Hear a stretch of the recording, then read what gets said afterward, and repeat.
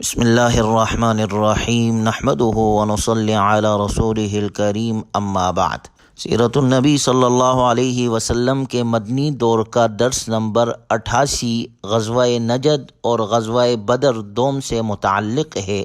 جب غزوہ بنو نذیر میں کسی قربانی کے بغیر مسلمانوں کو شاندار کامیابی حاصل ہوئی، اس سے مدینہ منورہ میں قائم مسلمانوں کا اقتدار مضبوط ہو گیا اور منافقین پر بزدلی چھا گئی۔ اب انہیں کھل کر کچھ کرنے کی جرت نہیں ہو رہی تھی۔ اس طرح رسول اللہ صلی اللہ علیہ وسلم نے ان بدوؤں کی خبر لینے کے لیے یکسو ہو گئے جنہوں نے احد کے بعد ہی سے مسلمانوں کو سخت مشکلات میں الجھا رکھا تھا اور نہایت ظالمانہ طریقے سے داعیان اسلام پر حملہ کر کر کے انہیں موت کے گھاٹ اتار چکے تھے، اور اب ان کی جرت اس حد تک بڑھ چکی تھی کہ وہ مدینہ منورہ اسلامی ریاست پر حملے کا سوچ رہے تھے۔ چنانچہ غزوہ بنو نذیر سے فارغ ہو کر رسول اللہ صلی اللہ علیہ وسلم ابھی ان بدعہدوں کی تادیب کے لیے اٹھے بھی نہ تھے کہ آپ علیہ الصلوۃ والسلام کو اطلاع ملی کہ بنی غطفان کے دو قبیلے بنو محارب اور بنو ثعلبہ مسلمانوں کے مقابلے کے لیے لشکر جمع کر رہے ہیں۔ اس خبر کے ملتے ہی آپ علیہ الصلوۃ والسلام نے 400 صحابہ کرام رضی اللہ عنہم اجمعین کے ساتھ مل کر نجد پر یلغار کا فیصلہ کیا اور صحرائے نجد پر دور تک چلے گئے، جس کا مقصد یہ تھا کہ ان سنگ دل بدوؤں پر خوف طاری ہو جائے اور وہ دوبارہ مسلمانوں کے خلاف پہلے جیسی سنگین کارروائیوں کے اعادے کی جرت نہ کرے۔ چنانچہ دو لوگ لوٹ مار اور مسلمانوں کے خلاف کارروائی کی تیاریاں کر رہے تھے۔ مسلمانوں کی اس اچانک یلغار کی خبر سنتے ہی خوفزدہ ہو کر بھاگ کھڑے ہوئے، اور مسلمانوں کی اس طرح کارروائی کرنے کے بعد قبائل پر انہوں نے اپنا رعب اور دبدبہ قائم کرنے کے بعد امن و امان کے ساتھ مسلمان واپس مدینہ منورہ کی طرف آئے۔ اہل سیر نے اس سلسلے میں ایک معین غزوے کا نام لیا ہے جو ربیع الاخیر یا جمادی الاولیٰ سن 4 ہجری میں سرزمین نجد کے اندر پیش آیا تھا، اور وہ اسی غزوے کو غزوہ ذات الرقاع قرار دیتے ہیں۔ جہاں تک حقائق اور ثبوت کا تعلق ہے تو اس میں شبہ نہیں ہے کہ ان ایام میں نجد کے اندر ایک غزوہ پیش آیا تھا، کیونکہ مدینہ منورہ کے حالات ہی کچھ ایسے تھے۔ ابو سفیان نے غزوہ احد سے واپسی کے وقت آئندہ سال میدان بدر میں جس غزوے کے لیے للکارا تھا اور جسے مسلمانوں نے منظور کر لیا تھا، اب اس کا وقت قریب آ رہا تھا، اور جنگی نقطہ نظر سے یہ بات کسی طرح مناسب نہ تھی کہ ان بدعہدوں، ان بدوؤں کو ان کی سرکشی اور بغاوت پر قائم چھوڑ کر بدر جیسی زوردار جنگ میں جانے کے لیے مدینہ منورہ اسلامی ریاست خالی کر دیا جائے، بلکہ ضروری تھا کہ میدان بدر میں جس ہولناک جنگ کی توقع تھی، اس کے لیے نکلنے سے پہلے ان لوگوں کی شوکت پر ایسی ضرب لگائی جائے کہ انہیں مدینہ منورہ کا رخ کرنے کی جرت نہ ہو۔ چنانچہ بعض نے اسی کو غزوہ ذات الرقاع کہا ہے، جبکہ بعض کے روایات کے مطابق غزوہ ذات الرقاع غزوہ خیبر کے بعد ہوا ہے۔ بہرکیف جب ان بدعہدوں کی شوکت توڑنے، ان کی قوت ختم کرنے اور ان بدوؤں کے شر سے مطمئن ہو جانے کے بعد مسلمانوں نے اپنے بڑے دشمن قریش سے جنگ کی تیاری شروع کر دی، کیونکہ سال تیزی سے ختم ہو رہا تھا اور احد کے موقع پر طے کیا ہوا وقت قریب آتا جا رہا تھا، اور محمد صلی اللہ علیہ وسلم اور صحابہ کرام رضی اللہ عنہم اجمعین کا فرض تھا کہ میدان کارزار میں ابو سفیان اور اس کی قوم سے مقابلہ کرنے کے لیے نکلے اور جنگ کی چکی اس حکمت کے ساتھ چلائے کہ جو فریق زیادہ ہدایت یافتہ اور پائیدار بقا کا مستحق ہو، حالات کا رخ پوری طرح اس کے حق میں ہو جائے۔ چنانچہ ماہ شعبان سن 4 ہجری میں رسول اللہ صلی اللہ علیہ وسلم نے مدینہ منورہ کا انتظام حضرت عبداللہ بن رواحہ رضی اللہ عنہ کو سونپ کر اپنے طے شدہ جنگ کے لیے بدر کا رخ فرمایا، اور آپ علیہ الصلوۃ والسلام کے ساتھ 1500 صحابہ اکرام رضی اللہ عنہم اجمعین کا لشکر تھا، اور آپ نے فوج کا علم حضرت علی رضی اللہ عنہ کو دیا اور بدر پہنچ کر مشرکین کے انتظار میں خیمہ زن ہو گئے۔ جبکہ دوسری جانب ابو سفیان بھی 50 سواروں سمیت 2000 مشرکین کے لشکر کو لے کر روانہ ہوا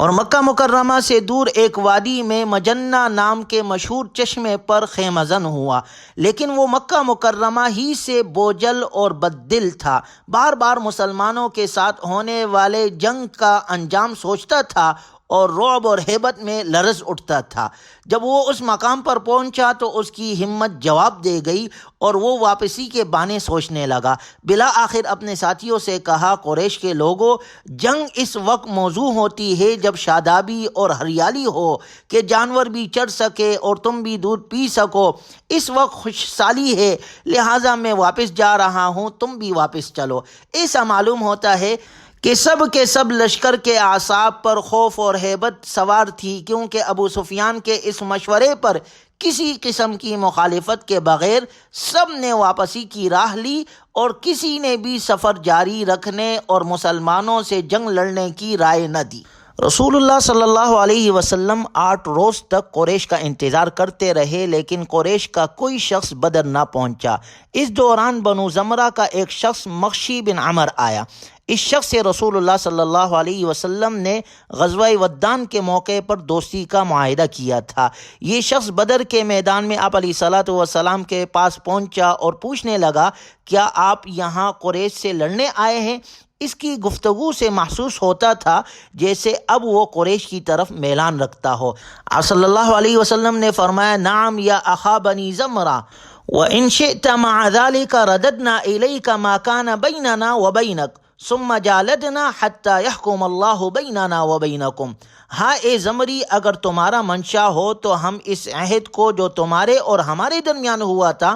کل عدم قرار دے دیتے ہیں، پھر ہم تمہارے ساتھ بھی لڑائی کریں گے یہاں تک کہ اللہ تعالیٰ تمہارا اور ہمارا فیصلہ کر دے۔ مخشی نے جب رسول اللہ صلی اللہ علیہ وسلم کا عزم دیکھا تو عرض کیا، نہیں نہیں اے محمد، اللہ کی قسم مجھے آپ سے جنگ کرنے کی کوئی ضرورت نہیں۔ اس ملاقات میں رسول اللہ صلی اللہ علیہ وسلم نے مسلمانوں کی قوت کا مظاہرہ کیا اور یہ واضح کر دیا کہ فریقین کے درمیان جنگ بندی کا معاہدہ مسلمانوں کی قوت سے طے پایا ہے، نہ کہ کمزوری کی بنا پر، اور یہ بھی کہ جنگ بندی کا معاہدہ مخالف فریق کے مطالبے پر طے پایا ہے۔ یوں مسلمانوں کی قوت کا مظاہرہ ہوا اور دشمن پر مسلمانوں کی دھاک بیٹھ گئی۔ اور اسی طرح ابو سفیان، جس نے احد سے واپسی کے وقت یہ کہا تھا کہ آئندہ سال پھر بدر میں لڑائی ہوگی، مگر اندر سے ابو سفیان کا دل مرعوب تھا، دل سے یہ چاہتا تھا کہ رسول اللہ صلی اللہ علیہ وسلم بھی بدر نہ آئے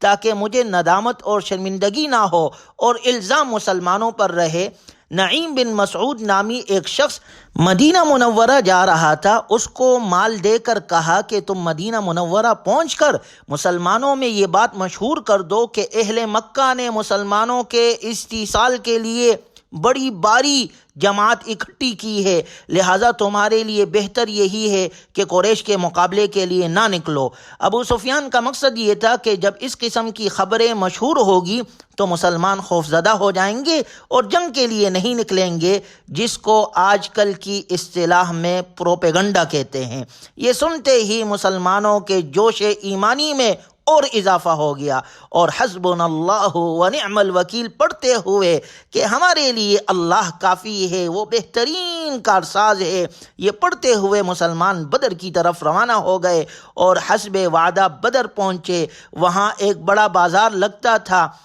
8 دن تک مسلمانوں نے ان مشرکین کا مکے سے آنے والے لوگوں کا انتظار کیا، لیکن یہ لوگ نہیں آئے۔ جب وہاں بازار لگا تو مسلمانوں نے وہاں پر تجارت کی اور خوب نفع اٹھایا اور خیر و برکت کے ساتھ مدینہ منورہ واپس آ گئے، اور کفار قریش پر مسلمانوں کی دھاک بیٹھ گئی، اور اللہ تعالیٰ نے ابو سفیان کے حیلہ سازی اور کفار کی سازش کا بھانڈا پوڑتے ہوئے ارشاد فرمایا، الذین استجابوا للہ والرسول من بعد ما اصابہم القرح، یہی لوگ ہیں جنہوں نے جنگ میں زخم لگنے کے بعد اللہ اور اس کے رسول صلی اللہ علیہ وسلم کا حکم مانا۔ للذین احسنوا منہم واتقوا اجر عظیم، ان میں سے جو لوگ نیک و پرہیزگار ہے ان کے لیے بہت بڑا اجر ہے۔ الذین قال لهم الناس ان الناس قد جمعوا لكم فاخشوهم فزادهم ایمانا، انہی سے لوگوں نے کہا تھا تمہارے خلاف ایک بڑی فوج جمع ہوئی ہے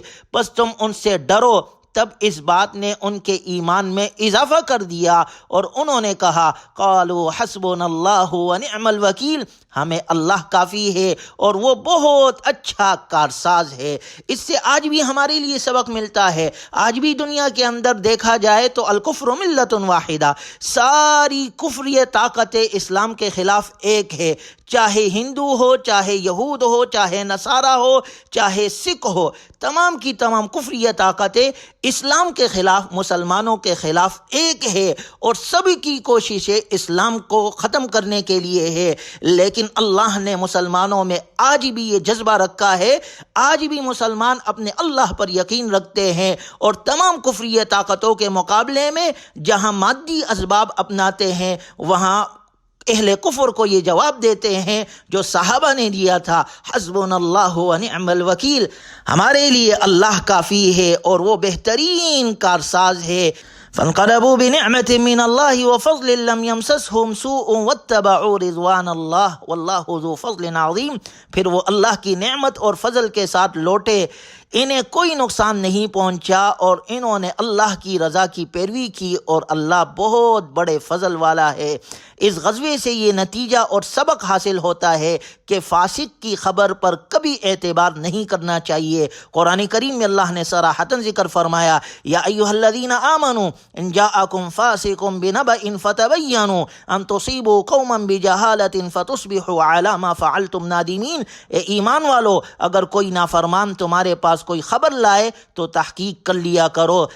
تاکہ تم کسی قوم کو نادانی سے تکلیف نہ پہنچاؤ کہ پھر تم اپنے کیے پر پچھتاتے رہو۔ ابو سفیان نے اپنے غلط پروپیگنڈے سے مسلمانوں میں اختلاف پھیلانے اور انہیں مایوس کرنے کی سازش کی۔ آج کی دنیا میں بھی اگر غور کیا جائے تو تمام کفریہ طاقتیں مسلمانوں کے اندر انتشار پیدا کرنے کی کوششوں میں مصروف ہے اور کفریہ طاقتیں مسلمانان عالم میں طرح طرح کے انتشار اور اختلافات پیدا کر رہے ہیں۔ آج میڈیا کے اس دور میں مسلمانوں کو صرف اپنے رب ہی پر پورے توکل کرنے کی ضرورت ہے، لہٰذا اس سے ہمیں سبق ملتا ہے کہ ہم بھی اپنے رب پر پورا یقین کے ساتھ بھروسہ رکھنے والے ہو، حسبنا اللہ ونعم الوکیل، کہ ہمارے لیے اللہ کافی ہے اور وہ بہترین کارساز ہے۔ اللہ تبارک و تعالی ہمیں اہل حق کا ساتھ دینے کی توفیق نصیب فرمائے اور اپنے دین کے لیے اللہ ہمیں قبول فرمائے۔ وآخر دعوانا ان الحمد للہ رب العالمین۔